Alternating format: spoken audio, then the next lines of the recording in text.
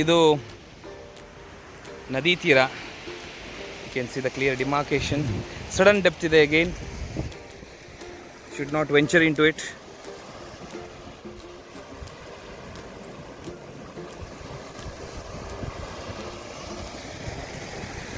ಈ ಕಡೆ ಪ್ರಶಾಂತವಾಗಿ ಹರಿತಾ ಇದೆ.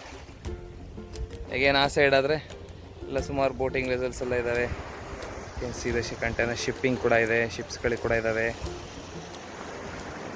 ಹೌಸ್ ಬೋಟ್ಗಳು ಒಂದು 2-3 ನೋಡಿದ್ವಿ.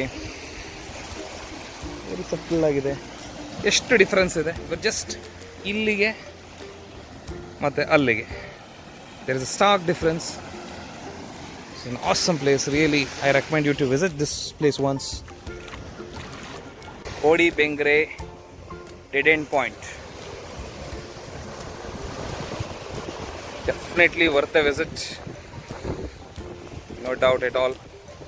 This is the spot where sea meets river.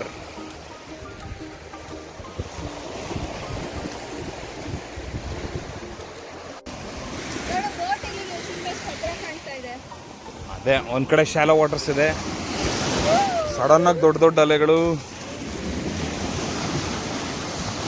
Sudden depth ಇದೆ ಇಲ್ಲಿ. ಕೋಡಿ ಬೆಂಗ್ರೆಗೆ ಬರುವಂಥವರು ಸ್ವಲ್ಪ ಕಾಷಿಯಸ್ ಆಗಿ ಬರುವಂಥದ್ದು ಭಾಳ ಇಂಪಾರ್ಟೆಂಟು.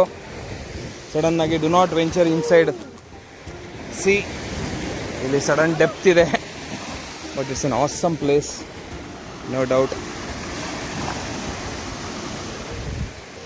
ಪುಣ್ಯಕ್ಕೆ ಇಲ್ಲಿ ಬಹಳಷ್ಟು ಜನರಿಗೆ ಗೊತ್ತಿಲ್ಲದ ಕಾರಣ ಸ್ವಲ್ಪ ಕ್ಲೀನ್ ಆಗಿದೆ ಬೀಚು.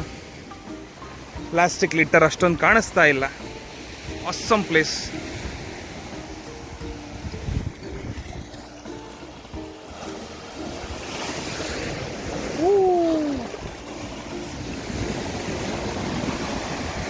ಅಲ್ಲಲ್ಲಿ ಪ್ಲಾಸ್ಟಿಕ್ ಕಸ ಇದ್ರೂ relatively it is really clean.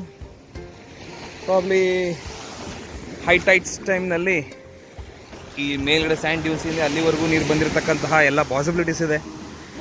ಅದರಿಂದ ಸ್ವಲ್ಪ ಆ ಕಡೆಯಿಂದ ಸೀ ಶೋರ್ ಬಿಟ್ಟರೆ ಈ ಸೈಡ್ ಫುಲ್ ಲ್ಯಾಂಡ್ ಮಾಸ್ ಇದೆ.